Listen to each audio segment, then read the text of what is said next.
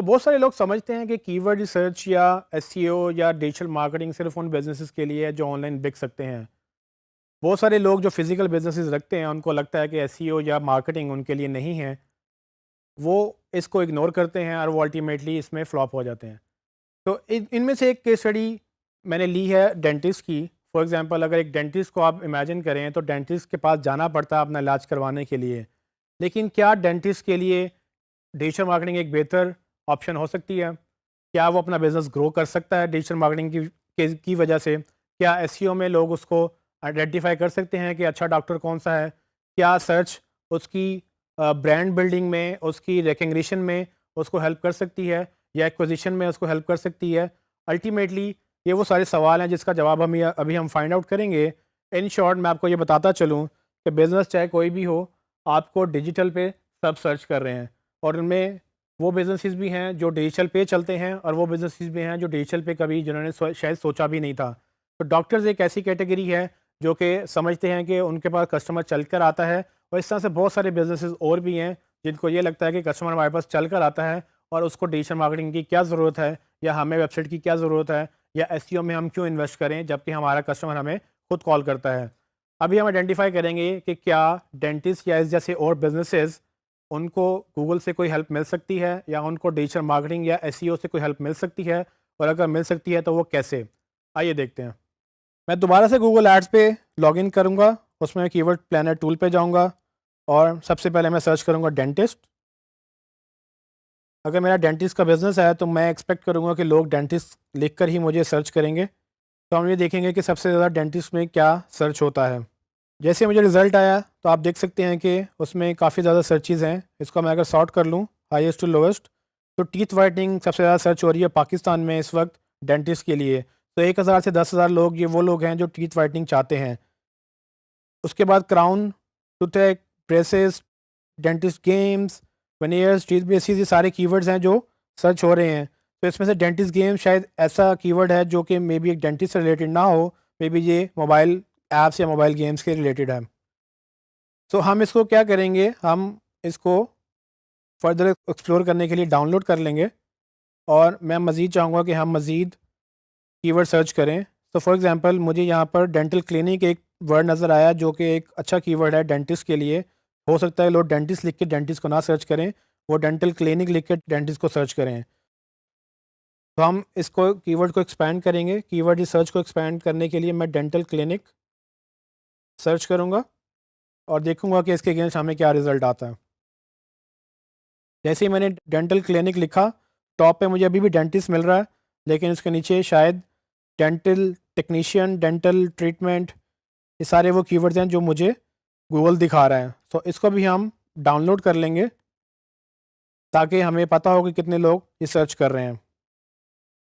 Finally जैसा कि हमने देखा कि टीथ वाइटनिंग एक इम्पॉर्टेंट टॉपिक है, तो अगर मैं teeth whitening as a keyword ही सर्च करूं और देख लूँ कि टीथ वाइटनिंग करवाने वाले लोग टीथ वाइटनिंग को सर्च करने के लिए और क्या-क्या लिखते हैं, तो मैं उसको सर्च करके देख सकता हूँ कि इसके अगेंस्ट गूगल क्या-क्या हमें शो करता है।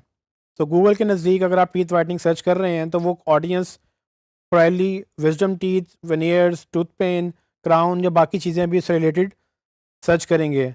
तो टीथ वाइटनिंग में टीथ वाइटनिंग टिप्स भी लोग सर्च कर रहे हैं और उसके बाद नेचुरल टीथ वाइटनिंग जैसे टोटके भी सर्च कर रहे हैं। तो अगर आप एक डॉक्टर की वेबसाइट हैं तो आपको कोई हर्ज नहीं है कि आप जो टिप्स जो लोग ढूंढना चाह रहे हैं वो आपकी वेबसाइट से ही वो ले लें, क्योंकि अगर वो आपसे ठीक करवाने आएंगे दांत, तो अगर ये भी पॉसिबिलिटी है कि वो पहले आप पे ट्रस्ट बिल्ड करने के लिए आपके ब्लॉग को पढ़ें, आपके आर्टिकल्स को पढ़ें और उसमें देखेंगे कि आपको कितना पता है अपने फील्ड के बारे में और आप कितना बेहतर जानते हैं। जब वो आपकी टिप्स पढ़ेंगे तो मे बी पॉसिबिलिटी है कि वो आपसे आगे इलाज भी करवाएंगे। तो इसको भी मैं डाउनलोड कर लूँगा।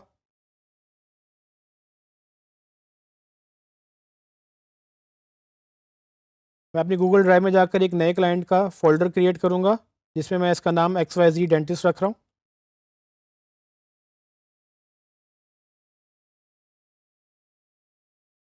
इसके अंडर मैं कीवर्ड रिसर्च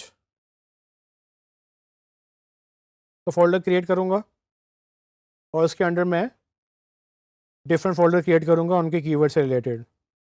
सो डेंटिस्ट और डेंटल क्लिनिक ऑलमोस्ट एक ही चीज़ को सर्च करने के लिए 2 डिफरेंट टर्म्स हैं, तो मैं उनको पॉसिबल ये है कि एक ही जगह पे लिख लूँगा। तो डेंटिस्ट का मैंने एक फ़ोल्डर क्रिएट कर दिया और उसके बाद मैं टीथ व्हाइटनिंग जो कि एक सर्विस है, उसका फ़ोल्डर बनाऊँगा और मैं इन फ़ोल्डर्स में वो फ़ाइलें अपलोड कर दूँगा।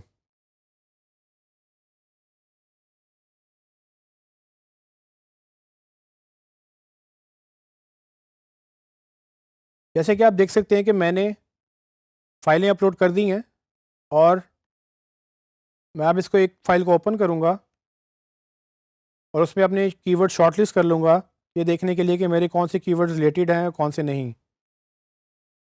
तो आपने देखा होगा कि मैंने फ़ाइलों के नाम चेंज नहीं किए, जो कि बाद में मसला कर सकती हैं कि मुझे शायद याद ना रहे कि ये फ़ाइल किस कीवर्ड के अगेंस्ट थी। तो मैं इसको अभी चेंज कर सकता हूँ, ताकि हमें ये बाद में याद रहे कि ये हमने किसके अगेंस्ट सर्च की थी। तो सेम वही प्रैक्टिस करेंगे जैसे कि हम पहले करते आ रहे हैं। इसको हम ऑर्गेनाइज़ करने के लिए फ़िल्टर्स लगाएँगे। फ़िल्टर लगाने से पहले हम एक कॉलम और क्रिएट कर लेते हैं और उसको नंबर असाइन कर लेते हैं।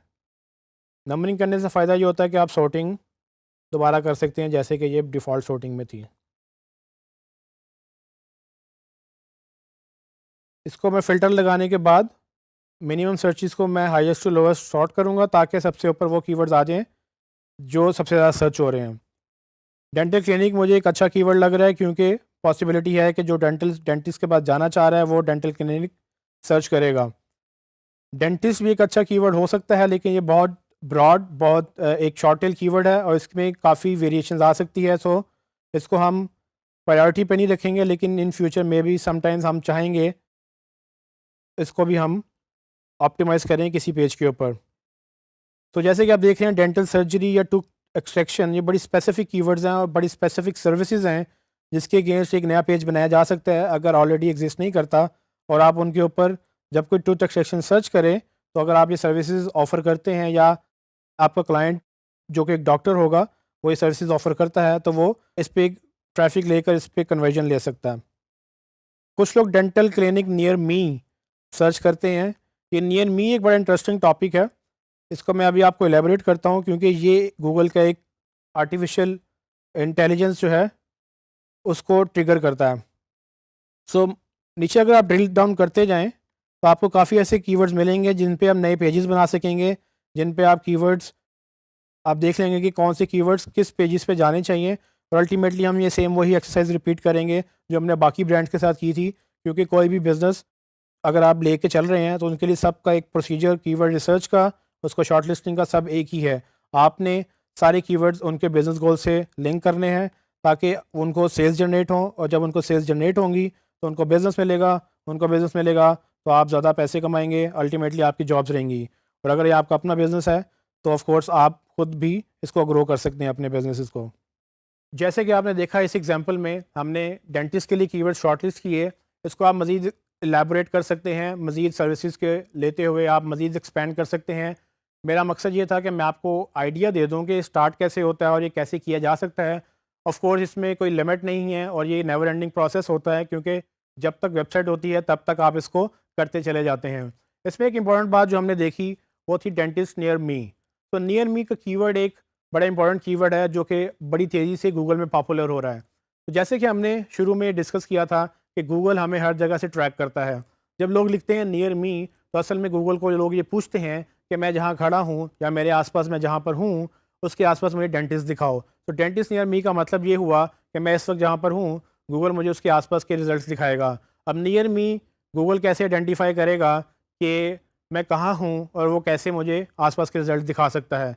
तो इसके लिए गूगल का पूरा एक इंजन ट्रिगर होता है और वो आपकी लोकेशन ट्रैक करता है। और लोकेशन ट्रैक करने के लिए वो आपके मोबाइल फ़ोन से जीपीएस से ट्रैक कर सकता है। अगर आप सिस्टम पे हैं तो वो आपके आईपी एड्रेस से ट्रैक करेगा और आपको वही रिजल्ट दिखाएगा जो आपके आसपास होंगे। तो इमेजिन करें कि अगर आप डेंटिस्ट ढूंढें और आप पाकिस्तान में हैं और आपको दुबई में डेंटिस्ट का रिजल्ट मिल जाए, तो क्या आप उस पर क्लिक करेंगे? और अगर आप क्लिक करेंगे तो क्या आप उसके पास जा सकेंगे? नहीं।